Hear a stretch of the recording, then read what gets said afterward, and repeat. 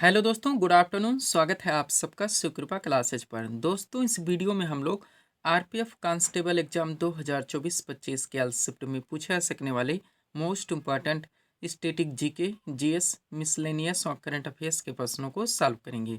दोस्तों, आपके एग्जाम्स में स्टैटिक जीके, जीएस, मिसलेनियस और करंट अफेयर्स के जितने भी टॉपिक से क्वेश्चंस पूछे जाने हैं, उन सभी टॉपिक्स को कलेक्ट करके A to Z एक एक क्वेश्चन व एक एक फैक्ट चुन चुन के डाला गया है। इसके अलावा आपके प्रीवियस ईयर एग्जाम्स के प्रश्नों को भी शामिल किया गया है। साथ में एक्स्ट्रा फैक्ट को पूरी तरह से कवर करने का प्रयास किया गया है। तो दोस्तों, आप लोग इन्हें कॉन्सेंट्रेट होकर सॉल्व करें। क्वेश्चंस कम सॉल्व होने पर पुनः प्रश्नों का रिवीजन करें, ताकि आरपीएफ कांस्टेबल एग्जाम 2024-25 में आप लोग स्टैटिक जीके, जीएस, मिसलेनियस और करंट अफेयर्स के टॉपिक से अच्छे स्कोर कर सकें। ध्यान रखें दोस्तों, आपके एग्जाम में आपका पूरा स्टैटिक जीके यानी कि हिस्ट्री, पॉलिटी, ज्योग्राफी, इकोनॉमिक्स, पूरा आपका मिसलेनियस यानी विविध वाला चैप्टर, पूरा आपका जीएस यानी कि जनरल साइंस और करंट अफेयर्स, इन सभी टॉपिक्स का अच्छा खासा वेटेज है। पूरे 50 क्वेश्चंस आपके इन सभी टॉपिक से पूछे जाएंगे। तो चलिए दोस्तों, ज़्यादा समय न लेते हुए हम लोग इन सभी मोस्ट इंपॉर्टेंट प्रश्नों को सॉल्व करना शुरू करते हैं। दोस्तों, क्वेश्चंस को स्टार्ट करेंगे हम लोग जीके के टॉपिक से। पहला क्वेश्चन है दोस्तों हमारा, संविधान के किस संशोधन द्वारा पंथ निरपेक्ष शब्द को भारतीय संविधान की प्रस्तावना में जोड़ा गया? करेक्ट आंसर होगा वो 42वां संविधान संशोधन था, जो कि 1976 में किया गया था। जीके का पहला क्वेश्चन दोस्तों हमारा किस टॉपिक से लग गया है? भारत के संविधान संशोधन को लेकर आया हुआ है। साथ में दोस्तों भारतीय संविधान की प्रस्तावना व 42वें संविधान संशोधन की भी बात हुई है। यानी कि जो सीट हमारे सामने लगाई गई है, बहुत सारे क्वेश्चंस, बहुत सारे फैक्ट को पूरी तरह से कंप्लीट करके लगाई गई है। अगर इस सीट को आप लोग अच्छे से प्रिपेयर करके चलते हैं, तो आप अपने एग्जाम्स के लिए बहुत सारे क्वेश्चंस, बहुत सारे फैक्ट व कंटेंट से पूरी तरह से प्रिपेयर रहेंगे।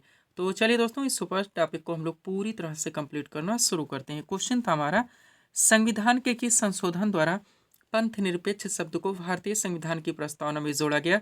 करेक्ट आंसर होगा वो 42वां संविधान संशोधन था, जो कि 1976 में किया गया था। अब चलिए दोस्तों, इस सीट को थोड़ा सा अपने सामने करते हैं। देखिएगा, इंपॉर्टेंट पॉइंट्स के जरिए इस टॉपिक को हर टेंट से A to Z पूरी तरह से कंप्लीट किया गया है। पहला पॉइंट है हमारा, पंथ निरपेक्ष शब्द 42वें संविधान संशोधन अधिनियम 1976 के द्वारा प्रस्तावना में जोड़ा गया, जो कि हमारा आंसर है। इसी संशोधन अधिनियम के तहत समाजवादी और अखंडता शब्द भी भारतीय संविधान की प्रस्तावना में जोड़े गए। यानी कि आप क्लियर रहेंगे पूरी तरह से। 42वें संविधान संशोधन 1976 के द्वारा भारतीय संविधान की प्रस्तावना में टोटल 3 शब्द जोड़े गए थे, समाजवादी, पंथ निरपेक्ष और अखंडता। आगे बढ़ेंगे। इसके अलावा 42वें संविधान संशोधन अधिनियम 1976 के द्वारा ही सरदार स्वर्ण सिंह समिति की संस्तुतियों के आधार पर संविधान में 10 मूल कर्तव्यों को भी जोड़ा गया, जिसका प्रावधान भारतीय संविधान के भाग 4A और अनुच्छेद 51 का में है। हर फैक्ट, हर कंटेंट को आपको अच्छे से प्रिपेयर करके चलने हैं। आगे बढ़ेंगे। पॉइंट है आपका, 86वें संविधान संशोधन 2002 के द्वारा एक मूल कर्तव्य बढ़ा दिया गया। तब से वर्तमान में टोटल मूल कर्तव्यों की संख्या 11 है। वहाँ 42वें संविधान संशोधन अधिनियम 1976 के द्वारा संविधान में कई बदलाव होने के कारण इसे मिनी संविधान या लघु संविधान या संविधान का मैग्ना कार्टा भी कहा जाता है। और भारतीय संविधान में वर्णित मूल अधिकार यूएसए के संविधान से व मूल कर्तव्य रूस यानी कि पूर्व सोवियत संघ के संविधान से लिए गए हैं। सब कुछ आपको पूरी तरह से प्रिपेयर करके चलने हैं। हम आपको बताना चाहेंगे दोस्तों, हमारे एक एक सेंटेंस से, एक एक कॉन्सेप्ट से बहुत सारे क्वेश्चंस, बहुत सारे फैक्ट निकलते हैं, जो कि आपके एग्जाम में कंटिन्यू पूछे जाते हैं। तो सब कुछ आपको पूरी तरह से प्रिपेयर करके चलने हैं। यही वजह दोस्तों, अपने वीडियोस में ऑप्शन नहीं लगाते, क्योंकि ऑप्शन से ये सारी चीज़ें आपकी एक साथ कभी कंप्लीट नहीं हो सकती, केवल कन्फ्यूजन क्रिएट होता है और टाइम टेकिंग हो जाता है। दोस्तों, वो हर टॉपिक्स आपके पूरे पाठ्यक्रम को प्रिपेयर करके आपके पीडीएफ में कंप्लीट किए गए हैं, जहाँ जहाँ से आपके एग्जाम्स में क्वेश्चंस बनने हैं। टोटल 31 सेट यानी कि 150 पेज में, जो कि आपके एग्जाम में पूरे 50 क्वेश्चंस का वेटेज है, आपके पूरे पाठ्यक्रम को प्रिपेयर करके आपके पीडीएफ में कंप्लीट किया गया है। आगे बढ़ेंगे हम लोग। अब दोस्तों, जो आपके क्वेश्चन का मेन पॉइंट था भारतीय संविधान के महत्वपूर्ण संशोधन, तो इनको हम लोग यहाँ पर पूरी तरह से कंप्लीट करेंगे। देखिएगा, नोट है हमारा भारतीय संविधान के महत्वपूर्ण संशोधन। स्टार्ट करते हैं हम लोग। बात की जाए दोस्तों, पहला संशोधन जो कि 1951 में किया गया। इस संशोधन के द्वारा 9 अनुसूची को संविधान में शामिल किया गया। ध्यान रखेंगे, तो मूल संविधान में कितनी अनुसूचियां थी? 8 थी। नेक्स्ट, 21वां संशोधन देखिए, जो कि 1967 में किया गया। और इसको भी आप लोग ध्यान रखें कौन सा संशोधन कब हुआ, इसलिए दोस्तों हम इस पर भी पूरी तरह से जोर दे रहे हैं। आपका 42वां कब हुआ, 1976, ये आपका सुपर है। 44वां कब हुआ, 1978। 73वां कब हुआ, 1992 में। 86वां कब हुआ, 2002 में। सब कुछ आपको ध्यान रखने हैं। आप जानते हैं दोस्तों आपकी इस वैकेंसी में सीटें कितनी है, कंप्यूटर कितने हैं, तो सर्वश्रेष्ठ दोस्तों प्रिपरेशन की आप लोगों को आवश्यकता है। बढ़ेंगे, देखेंगे दोस्तों 21वां संशोधन जो कि 1967 में किया गया। इस संशोधन के द्वारा 8वीं अनुसूची में सिंधी भाषा को जोड़ा गया।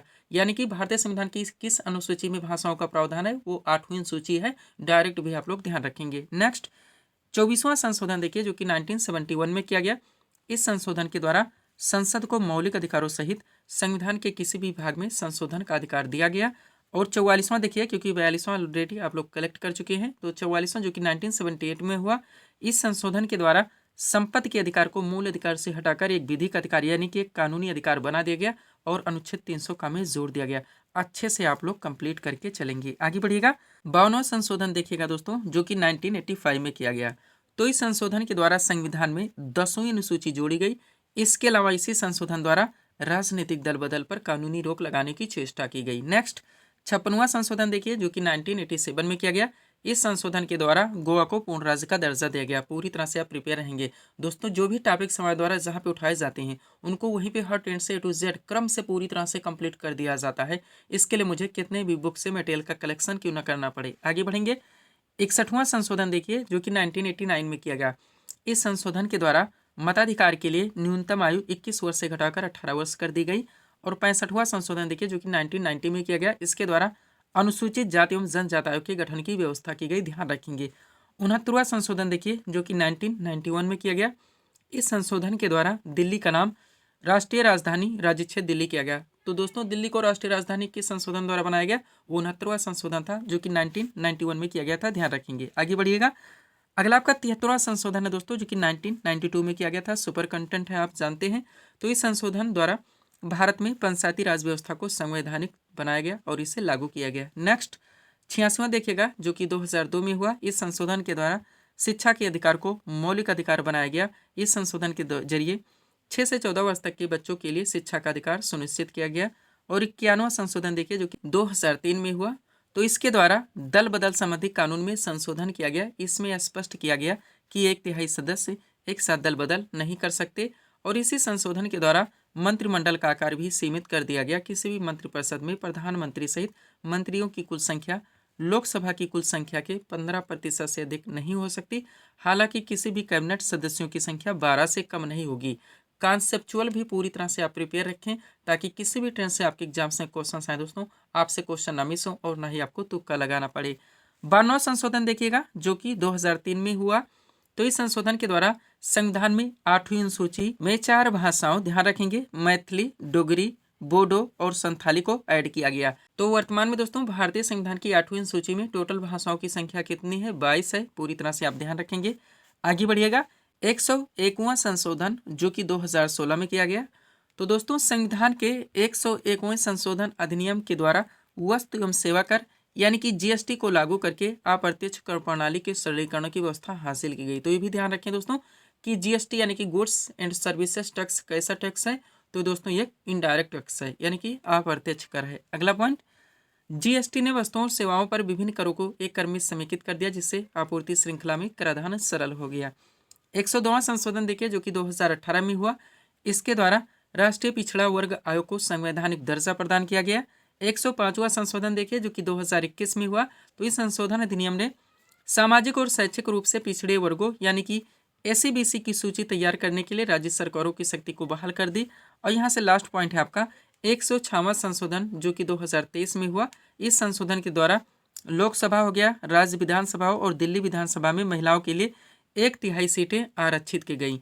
यहाँ तक दोस्तों इस टॉपिक को आप लोगों को अच्छे से कंप्लीट करके चलने हैं। आगे बढ़ेंगे दोस्तों, हम लोग थोड़ा सा यहाँ पर पीडीएफ के बारे में बात होगी, पुनः हम लोग अगले टॉपिक्स को पूरी तरह से कंप्लीट करेंगे। देखिएगा दोस्तों, एसएससी वाले एग्जाम्स में बात की जाए तो दोस्तों एसएससी जीडी का पीडीएफ पूरी तरह से कंप्लीट है। एक परफेक्ट दोस्तों सफिशिएंट पीडीएफ है आपके एग्जाम्स के लिए। नेक्स्ट रेलवे वाले एग्जाम्स में बात की जाए दोस्तों तो आरपीएफ कांस्टेबल आपका पीडीएफ पूरी तरह से कंप्लीट हो गया दोस्तों। ये भी पूरी तरह से सफिशिएंट परफेक्ट पीडीएफ है। कम से कम समय में आपको अच्छे से अच्छा स्कोर दिलाने में पूरी तरह से सक्षम है। इसके अलावा एनटीपीसी और ग्रुप डी का भी पीडीएफ दोस्तों पूरी तरह से हमारे द्वारा कंप्लीट कर दिया गया है।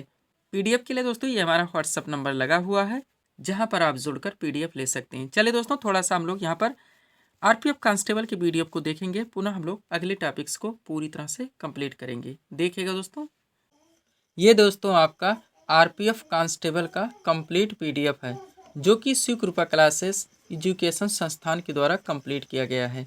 इस पीडीएफ को बनाने में दोस्तों आपके आरपीएफ कांस्टेबल के प्रीवियस ईयर एग्जाम्स के क्वेश्चंस को भी पूरी तरह से एनालाइज किया गया है।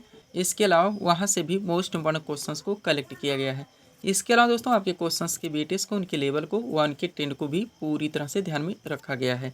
इसमें दोस्तों आपका पूरा साइंस का भी स्पेशल पीडीएफ आएगा, यानी कि फिजिक्स, केमिस्ट्री, बायो का पूरा आपका स्टैटिक जीके यानी कि हिस्ट्री, पॉलिटी, ज्योग्राफी, इकोनॉमिक्स, पूरा आपका मिसलेनियस यानी विविध का भी स्पेशल पीडीएफ आएगा, और पूरा आपका करंट अफेयर्स का भी स्पेशल पीडीएफ आएगा। आपके एग्जाम्स में दोस्तों इन सभी टॉपिक से जो आपके एग्जाम में पूरा 50 क्वेश्चंस का वेटेज है, हमारा पीडीएफ आपके एग्जाम में कम से कम समय में अच्छे से अच्छा स्कोर दिलाने में पूरी तरह से सक्षम है। वो हर टॉपिक्स दोस्तों आपके पाठ्यक्रम को पूरी तरह से प्रिपेयर करके आपके इस पीडीएफ में कंप्लीट किए गए हैं, जहां जहां से आपके एग्जाम्स में क्वेश्चंस बनने हैं। तो चलिए दोस्तों, सीधे हम लोग क्वेश्चंस की ओर चलते हैं। अगला क्वेश्चन दोस्तों आपके सामने है, देखेंगे किस टॉपिक से रखा गया। क्वेश्चन है हमारा, संयुक्त राष्ट्र संघ यानी कि यूएनओ की स्थापना कब हुई थी? करेक्ट आंसर होगा 24 अक्टूबर 1945 ईस्वी में। जीके का अगला क्वेश्चन दोस्तों आपका किस टॉपिक से लग गया है? संयुक्त राष्ट्र संघ यानी कि यूएनओ को लेकर आया हो। तो आप लोग जानते हैं दोस्तों, यूएनओ की स्थापना, इनके विभिन्न दोस्तों सहयोगी संगठन, उनकी स्थापना, उनके मुख्यालय, यानी कि बहुत सारे क्वेश्चंस, बहुत सारे फैक्ट व कंटेंट इस टॉपिक से निकलते हैं, जो कि आपके एग्जाम में कंटिन्यू पूछे जाते हैं। तो सब कुछ पूरी तरह से कलेक्ट करके परफेक्ट सीट आपके सामने लगाई गई है, अच्छे से आप लोग प्रिपेयर करके चलेंगे। तो चलिए दोस्तों शुरू करते हैं हम लोग। सब कुछ आपके पीडीएफ में पूरी तरह से मेंशन है, सारे क्लासेस के वीडियोस के टॉपिक्स भी दोस्तों आपके पीडीएफ में पूरी तरह से ऐड किए गए हैं। क्वेश्चन था हमारा, संयुक्त राष्ट्र संघ यानी कि यूएनओ की स्थापना कब हुई थी? करेक्ट आंसर होगा 24 अक्टूबर 1945 ईस्वी में। अब चलिए दोस्तों इस सीट को थोड़ा सा अपने सामने करते हैं। देखिएगा, इंपॉर्टेंट नोट के जरिए इस टॉपिक को हर टेंस से पूरी तरह से कंप्लीट किया गया है। पहला पॉइंट है हमारा, संयुक्त राष्ट्र संघ यानी कि यूएनओ की स्थापना 24 अक्टूबर 1945 को हुई थी। इसका मुख्यालय न्यूयॉर्क, संयुक्त राज्य अमेरिका में स्थित है। आगे बढ़ेंगे। संयुक्त राष्ट्र संघ की कार्यकारी भाषाएं तो अंग्रेजी एवं फ्रेंच हैं, तथा चीनी हो गया, रूसी यानी कि रशियन, अरबी व स्पेनिश इसकी अन्य मान्यता प्राप्त भाषाएं हैं। नेक्स्ट, संयुक्त राष्ट्र संघ के 6 प्रमुख अंग है दोस्तों, नाम देखिएगा। महासभा, सुरक्षा परिषद, आर्थिक एवं सामाजिक परिषद, प्रन्यास परिषद, अंतर्राष्ट्रीय न्यायालय तथा सचिवालय। इनमें अंतर्राष्ट्रीय न्यायालय को छोड़कर अन्य सभी का मुख्यालय न्यूयॉर्क, संयुक्त राज्य अमेरिका में है। अंतर्राष्ट्रीय न्यायालय का मुख्यालय द हेग, नीदरलैंड में है। अच्छी तरह से आप ध्यान रखेंगे। नेक्स्ट पॉइंट है आपका, अंतर्राष्ट्रीय शांति एवं सुरक्षा बनाए रखने की जिम्मेदारी तो सुरक्षा परिषद की है। इसमें 15 सदस्य होते हैं, जिनमें 5 अस्थायी तथा 10 अस्थायी सदस्य हैं। नेक्स्ट, 5 अस्थायी सदस्य देशों के नाम जरूर ध्यान रखें। वो संयुक्त राज्य अमेरिका है, रूस है, फ्रांस है, चीन है तथा ब्रिटेन है। इन्हें किसी भी मसले पर वीटो का अधिकार प्राप्त है। और वर्तमान में संयुक्त राष्ट्र संघ के सदस्यों की संख्या 193 है। इसका नवीनतम सदस्य दक्षिणी सूडान है, ध्यान रखेंगे आप लोग। एक बात ऑलरेडी बताना चाहेंगे दोस्तों, जितने भी अभ्यर्थी पीडीएफ को ले चुके हैं, ले रहे हैं, थोड़ा सा इन्वेस्ट कीजिए दोस्तों, प्रिंट आउट जरूर निकलवा लीजिए।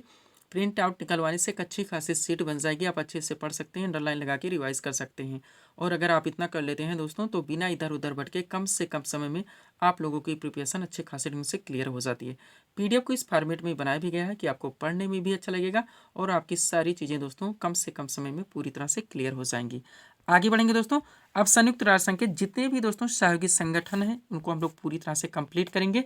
डार्कली दोस्तों आपके एग्जाम्स में क्वेश्चंस बनते हैं कि इनकी स्थापना कब हुई थी, तो यहाँ पे स्थापना के साथ साथ मुख्यालय भी पूरी तरह से मेंशन कर दिया गया है।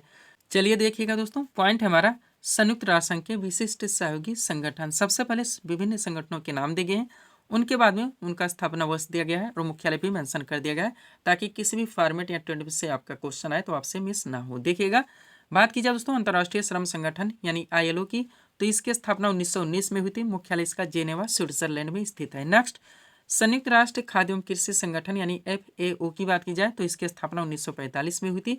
मुख्यालय इसका रोम, इटली में है। आगे बढ़ेंगे। अंतर्राष्ट्रीय मुद्रा कोष यानी IMF की बात की जाए तो इसकी स्थापना भी 1945 में हुई थी। इसका मुख्यालय वाशिंगटन DC में है। और अंतर्राष्ट्रीय पुनर्निर्माण एवं विकास बैंक की बात की जाए तो इसकी भी स्थापना 1945 में हुई थी और इसका भी मुख्यालय वाशिंगटन DC में स्थित है। यूनेस्को मोस्ट वन आपका रहता ही है दोस्तों, इसका नाम भी, इसका फुल फॉर्म भी ध्यान रखें, UNESCO यानी कि United Nations Educational Scientific and Cultural Organization, यानी कि संयुक्त राष्ट्र शैक्षिक वैज्ञानिक एवं सांस्कृतिक संगठन। सब कुछ आपके करंट के PDF में भी पूरी तरह से मेंशन है। तो इसकी भी स्थापना दोस्तों 1945 में हुई थी। इसका मुख्यालय फ्रांस की राजधानी पेरिस में है। विश्व स्वास्थ्य संगठन यानी WHO की बात की जाए तो इसकी स्थापना 1945 में हुई थी। इसका मुख्यालय दोस्तों जेनेवा स्विट्जरलैंड में स्थित है, ध्यान रखेंगे आप लोग। आगे बढ़ते हैं। अगला क्या दोस्तों आपका अंतर्राष्ट्रीय दूर संचार संघ मोस्ट इम्पोर्टेंट, इसकी स्थापना 1961 में हुई थी। मुख्यालय जेनेवा स्विट्जरलैंड में ही है। यूनिसेफ भी ध्यान रखें, इसका फुल फॉर्म आप लोग कमेंट करके जरूर बताएंगे। स्थापना 1946 में हुई थी। मुख्यालय न्यूयॉर्क USA में है। अंतर्राष्ट्रीय परमाणु ऊर्जा अभिकरण की बात की जाए तो इसकी स्थापना 1957 में थी। मुख्यालय वियना ऑस्ट्रिया में है। अंतर्राष्ट्रीय नागरिक उड्डयन संस्थान की स्थापना दोस्तों 1944 में हुई थी। इसका मुख्यालय मॉन्ट्रियल कनाडा में है। और विश्व मौसम विज्ञान संगठन की बात की जाए यानी INMO की तो इसकी स्थापना 1951 में हुई थी। इसका मुख्यालय जेनेवा स्विट्जरलैंड में है। यहाँ तक इस टॉपिक को आप लोगों को अच्छे से कंप्लीट करके चलने हैं। अब यहीं पे दोस्तों एक टॉपिक आपका और छोटा सा ऐड हो जाता है। हम चाहते हैं इसी टॉपिक के साथ साथ इन सभी कंटेंट को भी दोस्तों आप लोग अच्छे से प्रिपेयर कर सकें। देखिएगा दोस्तों, टॉपिक जो आपका है, जितने भी दोस्तों महत्वपूर्ण अंतर्राष्ट्रीय संगठन है उनकी स्थापना कब हुई थी और उनके मुख्यालय कहाँ पर स्थित है। देखिएगा, सबसे पहले इसमें भी विभिन्न संगठनों के नाम दिए गए हैं, उनका स्थापना वर्ष दिया गया है, मुख्यालय भी मेंशन कर दिया गया है। बात की जाए दोस्तों राष्ट्रमंडल की तो इसकी स्थापना 1949 में हुई थी। मुख्यालय लंदन UK में है। रेड क्रॉस की बात की जाए इसकी स्थापना 1863 में हुई थी। मुख्यालय जेनेवा स्विट्जरलैंड में है। इंटरपोल की बात की जाए इसकी स्थापना 1923 में हुई थी। मुख्यालय लियांस फ्रांस में है। उत्तरी अटलांटिक संधि संगठन यानी NATO की बात की जाए दोस्तों तो इसकी स्थापना 1949 में हुई थी। मुख्यालय ब्रुसेल्स बेल्जियम में है। EU यूरोपीय संघ की बात हो रही, 1965 में स्थापना हुई थी। मुख्यालय इसका भी ब्रुसेल्स बेल्जियम में है। अच्छे से आप लोगों को ध्यान रखने हैं। आगे बढ़िएगा। अगला आपका क्या दोस्तों दक्षिण एशियाई क्षेत्रीय सहयोग संगठन यानी सार्क की बात हो रही है, ध्यान देंगे। स्थापना 1985 में हुई थी। मुख्यालय इसका दोस्तों काठमांडू नेपाल में है। पेट्रोलियम निर्यातक देशों का संगठन यानी कि OPEC की बात हो रही, इसकी स्थापना 1960 में हुई थी। मुख्यालय वियना ऑस्ट्रिया में है। लास्ट है आपका एशियाई विकास बैंक यानी कि ADB, तो इसकी स्थापना 1967 में हुई थी। मुख्यालय इसका मनीला फिलीपींस में। अच्छे से आप लोग ध्यान रखेंगे। PDF के लिए दोस्तों ये हमारा WhatsApp नंबर है। बढ़ेंगे दोस्तों हम लोग अगले टॉपिक्स की ओर।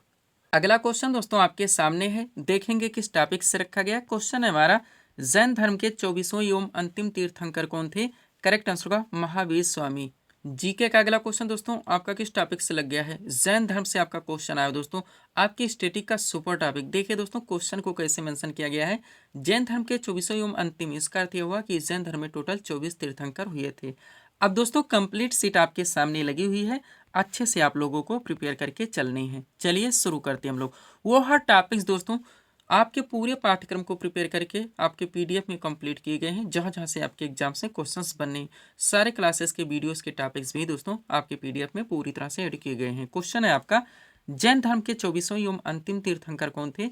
करेक्ट आंसर होगा महावीर स्वामी। अब चलिए दोस्तों इस सीट को थोड़ा सा अपने सामने करते हैं। देखिएगा इंपॉर्टेंट नोट के जरिए इस टॉपिक को हर टेंस से पूरी तरह से कंप्लीट किया गया है। पहला पॉइंट है आपका, जैन धर्म के प्रथम तीर्थंकर ऋषभदेव थे। इन्हें इस धर्म का संस्थापक भी माना जाता है। नेक्स्ट, जैन धर्म में कुल 24 तीर्थंकर हुए। महावीर स्वामी जैन धर्म के 24वें तीर्थंकर थे। इन्हें जैन धर्म का वास्तविक संस्थापक माना जाता है। आगे बढ़ेंगे। महावीर स्वामी का जन्म 540 ईसा पूर्व में कुंडग्राम वैशाली में हुआ था। इनके पिता का नाम सिद्धार्थ था जो कि ज्ञात्रिक क्षत्रिय कुल के थे, और माता का नाम त्रिशला था जो कि लिच्छवी शासक चेटक की बहन थी। महावीर स्वामी के दोस्तों पत्नी का नाम यशोदा था। नेक्स्ट, 30 वर्ष की आयु में महावीर स्वामी ने गृह त्याग किया।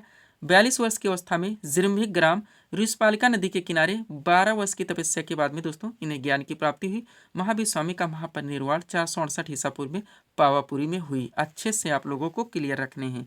आगे बढ़िएगा। अगला पॉइंट है दोस्तों यहाँ से आपका, महावीर स्वामी ने 5 महाव्रतों के पालन का उपदेश दिया। ये 5 महाव्रत है, सत्य है, अहिंसा है, अस्तेय है, अपरिग्रह है एवं ब्रह्मचर्य है। इनमें से शुरू के 4 महाव्रत जैन धर्म के 30वें तीर्थंकर पार्श्वनाथ के थे। अंतिम महाव्रत ब्रह्मचर्य महावीर स्वामी ने जोड़ा था। महावीर स्वामी ने अपने उपदेश प्राकृत भाषा में दिए, जरूर ध्यान रखेंगे। जैन धर्म अनीश्वरवादी है, ये भी ध्यान रखेंगे। नेक्स्ट, कालांतर में जैन धर्म दो संप्रदायों श्वेतांबर और दिगंबर में बढ़ गया। श्वेतांबर संप्रदाय के अनुयायी श्वेत वस्त्र धारण करते थे, जबकि दिगंबर संप्रदाय के अनुयायी वस्त्रों का परित्याग करते थे। अच्छे से आप लोग ध्यान रखेंगे। आगे बढ़िएगा दोस्तों। अब जैन धर्म में आप लोग जानते हैं टोटल 2 महासंगीतों का आयोजन हुआ था। अच्छे से आप लोग कंप्लीट करेंगे। देखिएगा पॉइंट है हमारा जैन धर्म की महासंगीतियां। सबसे पहले संगीतों के क्रम दिए गए हैं, समय दिया गया है, स्थल दिया गया है और अध्यक्षता किसके द्वारा की गई थी ये भी मेंशन कर दिया गया है। बात की जाए दोस्तों प्रथम जैन संगीति की, तो इसका आयोजन 322 ईसा पूर्व से 298 ईसा पूर्व में पाटलिपुत्र में स्थूलभद्र की अध्यक्षता में हुई थी। द्वितीय जैन संगीति की बात की जाए दोस्तों, तो इसका आयोजन 512 ईस्वी में वल्लभी में देव ऋषि गणी या क्षमा शरणों की अध्यक्षता में की गई थी। यहाँ तक इस टॉपिक को आप लोगों को कंप्लीट करके चलने हैं। पीडीएफ के लिए हमारा व्हाट्सअप नंबर है। चलेंगे दोस्तों हम लोग अगले टॉपिक्स की ओर। अगला क्वेश्चन दोस्तों आपके सामने है, देखेंगे किस टॉपिक से रखा गया। क्वेश्चन है हमारा, महात्मा बुद्ध ने अपना प्रथम उपदेश कहाँ पर दिया था। करेक्ट आंसर होगा सारनाथ ऋषिपत्तनम में। जीके का अगला क्वेश्चन दोस्तों आपका किस टॉपिक से लग गया, बौद्ध धर्म से। ये भी दोस्तों आपकी स्टैटिक जीके का सुपर टॉपिक है। कंटिन्यू आपके एग्जाम्स में इस टॉपिक से भी क्वेश्चन देखने को मिलेंगे। तो कंप्लीट सीट आपके सामने लगा दी गई है, अच्छे से आप लोग प्रिपेयर करके चलेंगे। चलिए शुरू करते हैं हम लोग। क्वेश्चन था हमारा, महात्मा बुद्ध ने अपना प्रथम उपदेश कहाँ पर दिया था। करेक्ट आंसर होगा सारनाथ ऋषिपत्तनम में। आप चलिए दोस्तों इस सीट को थोड़ा सा अपने सामने करते हैं। देखिएगा इंपॉर्टेंट नोट के जरिए इस टॉपिक को पूरी तरह से कंप्लीट किया गया है। पहला पॉइंट है हमारा, गौतम बुद्ध का जन्म कपिलवस्तु के निकट लुम्बिनी में 563 ईसा पूर्व में हुआ था। नेक्स्ट, इनके पिता का नाम शुद्धोधन था जो कि साकी गण के प्रधान थे, और माता का नाम महामाया था जो कि कोलीगण की राजकुमारी थी। नेक्स्ट, महात्मा बुद्ध की पत्नी का नाम यशोधरा और पुत्र का नाम राहुल था। आगे बढ़ेंगे। महात्मा बुद्ध ने 29 वर्ष की आयु में गृह त्याग किया, जिसे बौद्ध ग्रंथों में महाभिनिष्क्रमण के नाम से जाना जाता है। महात्मा बुद्ध को ज्ञान की प्राप्ति 35 वर्ष की अवस्था में उर्वेला यानी कि निरंजना नदी के किनारे हुई थी। वह महात्मा बुद्ध ने मल्ल गणराज्य की राजधानी कुशीनारा, जिसे वर्तमान कुशीनगर के नाम से जाना है, में 483 ईसा पूर्व में 80 वर्ष की अवस्था में शरीर त्याग दिया, जिसे बौद्ध ग्रंथों में महापरिनिर्वाण के नाम से जाना जाता है। हर कंटेंट को दोस्तों आप लोगों को कंप्लीट रखने होंगे, एक एक क्वेश्चन की कीमत आप लोग जानते हैं। आगे बढ़ेंगे। पॉइंट आपका, गौतम बुद्ध ने अपना प्रथम उपदेश सारनाथ ऋषिपत्तनम में दिया, जिसे बौद्ध ग्रंथों में धर्म चक्र प्रवर्तन के नाम से जाना जाता है। नेक्स्ट, बौद्ध धर्म दोस्तों अनीश्वरवादी तथा अनात्मवादी है। बुद्ध हो गया, संघ हो गया एवं धम्म, ये तीनों दोस्तों बौद्ध धर्म के त्रिरत्न हैं, बार बार पूछे जाते हैं। वह बौद्ध ग्रंथों में सुप्त पिटक, विनय पिटक तथा अभिधम पिटक को सामूहिक रूप से त्रिपिटक कहा जाता है। तीनों पिटक के नाम जरूर ध्यान रखेंगे। कभी कभी पूछ आता है दोस्तों, निम्न में से कौन सा त्रिपिटक का भाग नहीं, खंड नहीं है या अंग नहीं है। ऐसे में अगर आप तीनों पिटक के नाम याद नहीं रखते तो आप क्वेश्चन सॉल्व नहीं कर सकते। त्रिपिटक की भाषा पाली थी, जरूर ध्यान रखेंगे। वह महात्मा बुद्ध ने अपने उपदेश भी पाली भाषा में दिए थे, जरूर ध्यान रखेंगे। आगे बढ़िएगा। कालांतर में कनिष्क के शासनकाल में बौद्ध धर्म का विभाजन हीनयान तथा महायान दो शाखाओं में हो गया। हीनयान शाखा के अनुयायियों ने गौतम बुद्ध के मूल उपदेशों को स्वीकार किया, जबकि महायान शाखा के अनुयायियों ने बुद्ध की मूर्ति पूजा का प्रचलन शुरू किया। ध्यान रखेंगे। आगे बढ़ेगा। अब आप लोग जानते हैं दोस्तों बौद्ध धर्म में टोटल 4 महासंगीतों का आयोजन हुआ था, पूरी तरह से आप कंप्लीट करेंगे। देखिएगा पॉइंट हमारा, बौद्ध धर्म की महासंगीतियाँ। बात की जाए दोस्तों प्रथम बौद्ध संगीति का, तो इसका आयोजन 483 ईसा पूर्व में राजगिरे में अजातशत्रु के शासनकाल में की गई थी। नेक्स्ट, द्वितीय बौद्ध संगीति का आयोजन 383 ईसा पूर्व में वैशाली में कालाशोक के शासनकाल में की गई थी। तृतीय बौद्ध संगीति का आयोजन 250 ईसा पूर्व में पाटलिपुत्र में अशोक के शासनकाल में हुई थी। और चतुर्थ बौद्ध संगीति का आयोजन 98 ईसा पूर्व में कुंडलवन में कनिष्क के शासनकाल में की गई थी। ध्यान रखेंगे।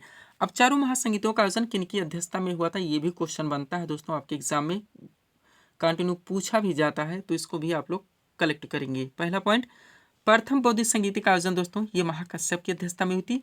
द्वितीय बौद्ध संगीति का आयोजन सर्वकामी या सब्बाकामी की अध्यक्षता में हुई थी। तृतीय बौद्ध संगीति का आयोजन मोगलिपुत्तिस की अध्यक्षता में हुई थी। और चतुर्थ बौद्ध संगीति का आयोजन वसुमित्र की अध्यक्षता में हुई थी। यहाँ तक इस टॉपिक को आपको कंप्लीट करके चलने हैं। पीडीएफ के लिए हमारा व्हाट्सअप नंबर है। चलेंगे दोस्तों हम लोग अगले टॉपिक्स की ओर। अगला क्वेश्चन दोस्तों आपके सामने है, देखेंगे किस टॉपिक से रखा गया। क्वेश्चन हमारा, हरिप्रसाद चौरसिया का संबंध किस वाद्ययंत्र से है। करेक्ट आंसर होगा बांसुरी से। जीके का अगला क्वेश्चन दोस्तों आपका किस टॉपिक से लग गया है, महत्वपूर्ण वादक एवं उनके वाद्ययंत्र। आपका सुपर टॉपिक है दोस्तों, कंटिन्यू आपके एग्जाम्स में देखेंगे, क्वेश्चंस देखने को मिलेंगे। तो सुपर सीट दोस्तों आपके सामने लगी हुई है, अच्छे से आप लोगों को प्रिपेयर करके चलने हैं। चलिए शुरू करते हैं हम लोग। क्वेश्चन था हमारा, हरिप्रसाद चौरसिया का संबंध किस वाद्ययंत्र से है। करेक्ट आंसर होगा बांसुरी से। अब चलिए दोस्तों इस सीट को थोड़ा सा अपने सामने करते हैं। देखिएगा इंपॉर्टेंट पॉइंट्स के जरिए इस टॉपिक को पूरी तरह से कंप्लीट किया गया है। पहला पॉइंट है हमारा जाकिर हुसैन, अल्लाह रखा खां, गुदई महाराज, सफात खान और लतीफ़ खां। 5 नाम ध्यान रखेंगे, पांचों मोस्ट इंपॉर्टेंट हैं, ये तबला वादक हैं। नेक्स्ट पंडित रविशंकर, बिलायत खां, निखिल बनर्जी, बंदे हसन और शाहिद परवेज। 5 नाम यहाँ पर भी ध्यान रखेंगे, पांचों मोस्ट इंपॉर्टेंट हैं, ये सितार वादक हैं। आगे बढ़ेंगे, अब केवल 4 नाम ध्यान रखने हैं। सबसे पहले हरिप्रसाद चौरसिया, पन्ना लाल घोष, रोनू मजूमदार, राजेंद्र कुलकर्णी, ये दोस्तों बांसुरी वादक हैं। और अमजद अली खां, अलाउद्दीन खां, अली अकबर खां व हाफिज खां, 4 नाम यहाँ पर भी ध्यान रखें, चारों दोस्तों सरोद वादक हैं। आगे बढ़ेंगे, अब केवल 2 नाम। सबसे पहले उस्ताद बिस्मिल्लाह खान और दयाशंकर जगन्नाथ जो कि शहनाई से हैं, 2 ही नाम, गोविंद स्वामी पिल्लई और एल सुब्रमण्यम जो कि वायलिन से हैं। आगे बढ़ेंगे, आप केवल एक नाम। सबसे पहले उस्ताद रहमान खान जो कि पखावत से, एक ही नाम टीबी गोपालकृष्ण, मृदंग से एक ही नाम नीरू स्वामी पिल्लई, नादस्वरम से एक ही नाम शिव कुमार शर्मा संतूर से हैं, एक ही नाम असद अली खान जो कि रुद्रवीणा से, एक ही नाम यू श्रीनिवासम मैंडोलिन से और एक ही नाम अन्नपूर्णा देवी सुरबहार से हैं। यहाँ तक दोस्तों इस टॉपिक को आप लोग पूरी तरह से कंप्लीट करके चल रहे हैं। यही वजह दोस्तों अपने वीडियोस में ऑप्शन नहीं लगाते, जब चाहे 1 मिनट में दोस्तों इस टॉपिक को आप लोग पूरी तरह से कंप्लीट कर सकते हैं। पीडीएफ के लिए हमारा व्हाट्सअप नंबर लगा हुआ है। बढ़ेंगे दोस्तों हम लोग अगले टॉपिक्स की ओर। अगला क्वेश्चन दोस्तों आपके सामने है, देखेंगे किस टॉपिक से रखा गया। क्वेश्चन है हमारा, विटामिन डी का रासायनिक नाम क्या है। करेक्ट आंसर होगा कैल्सीफेरॉल। अगला क्वेश्चन दोस्तों आपका किस टॉपिक से लग गया है। जनरल साइंस में दोस्तों जो आपका सबसे वेटेज का टॉपिक है आपका बायो का टॉपिक, वहाँ से एक आपका सुपर टॉपिक है विटामिन, वहाँ से आपका क्वेश्चन लगाया गया दोस्तों। और विटामिन से रिलेटेड आपके एग्जाम्स के लिए जितने भी क्वेश्चन बन सकते हैं पूरी तरह से कंप्लीट करके एक सीट आपके सामने लगाई गई है। इस सीट को आप लोगों को अच्छे से कंप्लीट करके चलने हैं। चलिए शुरू करते हैं हम लोग।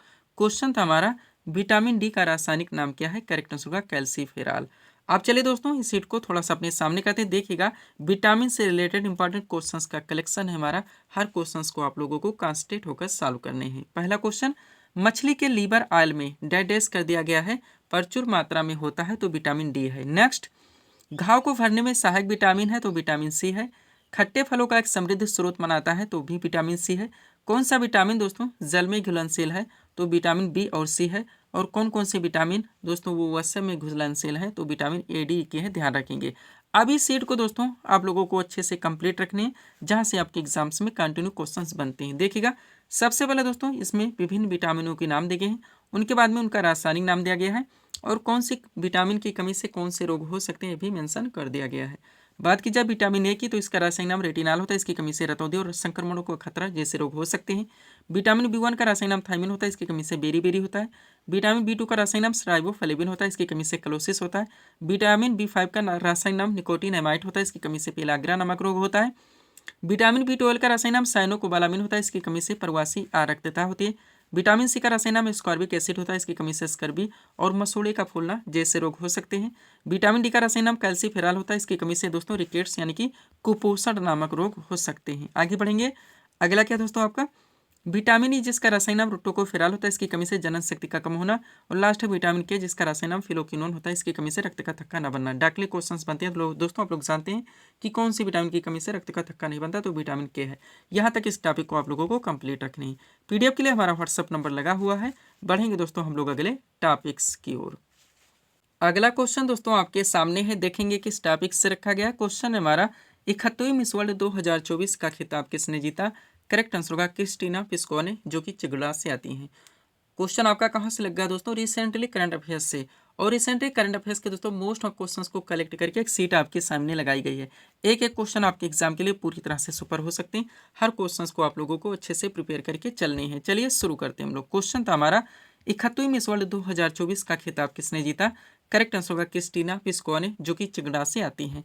अब चलिए दोस्तों इस सीट को थोड़ा सा अपने सामने करते हैं। देखिएगा रिसेंटली करंट अफेयर्स के मोस्ट ऑफ क्वेश्चंस का कलेक्शन है हमारा, अच्छे से आप लोगों को सॉल्व करने हैं। पहला क्वेश्चन, जून 2024 में लगातार दूसरी बार लोकसभा के अध्यक्ष के रूप में किसे चुना गया, तो ओम बिरला को। नेक्स्ट, जून 2024 में किसे भारतीय सेना के अगले उप प्रमुख के रूप में नियुक्त किया गया, तो एन एस राजा सुब्रह्मण्य को। नेक्स्ट, हाल ही में तेलंगाना स्थापना दिवस यानी कि तेलंगाना फाउंडेशन 2024 का मनाया गया, तो 2 जून को। और जून 2024 में किसे तंबाकू नियंत्रण के लिए ब्रांड एम्बेसडर नियुक्त किया गया, पीवी सिंधु को। आगे बढ़ेंगे, भारत के लोकसभा चुनाव 2024 में कुल कितने करोड़ लोगों ने मतदान देकर विश्व रिकॉर्ड बनाया है, तो 64.2 करोड़ लोगों ने। अच्छे से आप लोग ध्यान रखेंगे। और वर्ष 2024 में हैदराबाद को पूर्णतः किस राज्य की राजधानी बनाया गया है, तो ये तेलंगाना की बनाया गया है, ध्यान रखेंगे आप लोग। आगे बढ़ेंगे, अगला क्वेश्चन है दोस्तों आपका, जून 2024 में किस देश ने अपनी पहली अंतरिक्ष एजेंसी, नाम क्या है, कासा, तो इसकी स्थापना की है, तो दक्षिण कोरिया के द्वारा। नेक्स्ट, राष्ट्रीय मानवाधिकार आयोग यानी कि NHRC का नया कार्यवाहक अध्यक्ष किसे नियुक्त किया गया, विजय भारती सैनी को। और 18वीं लोकसभा चुनाव 2024 में किस राजनीतिक पार्टी ने सबसे ज्यादा सीटें जीती हैं, भारतीय जनता पार्टी ने। नेक्स्ट, विश्व पर्यावरण दिवस यानी कि वर्ल्ड इन्वायरमेंट डे 2024 कब मनाया गया, 5 जून को। और किसे दीनदयाल बंदरगाह प्राधिकरण के अध्यक्ष के रूप में नियुक्त किया गया है, तो सुशील कुमार सिंह को किया गया है। नेक्स्ट, जून 2024 में किसने एशिया के सबसे अमीर व्यक्ति का खिताब फिर से हासिल कर लिया है, तो गौतम अडानी है, ध्यान रखेंगे आप लोग। आगे बढ़ते हैं, अगला क्वेश्चन है दोस्तों आपका, हिंदी साहित्य भारती पुरस्कार 2024 से किसे सम्मानित किया गया, कृष्ण प्रकाश को। विश्व दुग्ध दिवस यानी कि वर्ल्ड मिल्क डे 2024 का मनाया गया, 1 जून को। और वर्ष 2024 में रिलायंस इंडस्ट्री द्वारा भारत के पहले मल्टी मॉडल लॉजिस्टिक्स पार्क का निर्माण कहाँ शुरू किया जाएगा, तो चेन्नई तमिलनाडु में। नेक्स्ट, विश्व तंबाकू निषेध दिवस 2024 तो 31 मई को मनाया गया है। जून 2024 में किसे राज्यसभा में सदन का नया नेता नियुक्त किया गया, तो JP नड्डा को। और अंतर्राष्ट्रीय नाविक दिवस 2024 हाल ही में कब मनाया गया है, तो 25 जून को मनाया गया, ध्यान रखेंगे आप लोग। आगे बढ़िएगा, अगला क्वेश्चन है दोस्तों आपका, फ्रेंच ओपन 2024 में पुरुष एकल का खिताब किसने जीता है, कार्लोस अल्कारेज ने। विश्व खाद्य सुरक्षा दिवस यानी कि दोस्तों वर्ल्ड फूड सेफ्टी डे 2024 का मनाया गया, 7 जून को। नेक्स्ट, जून 2024 में एप्पल को पछाड़कर दुनिया की दूसरी सबसे मूल्यवान कंपनी कौन सी बन गई, तो एनवीडा है। और विश्व महासागर दिवस यानी कि वर्ल्ड ओशियंस डे 2024 का मनाया गया, 8 जून को। करंट के भी इतने क्वेश्चन आप लोग कंप्लीट रखेंगे। तो यहीं पे इस वीडियो को विराम देना चाहेंगे दोस्तों, और भी अगर हम टॉपिक्स या कंटेंट दोस्तों ऐड करते हैं तो आपका वीडियो लंबा खिंच जाएगा। तो मिलते हैं दोस्तों हम अपने अगले वीडियोस में। Thanks for watching.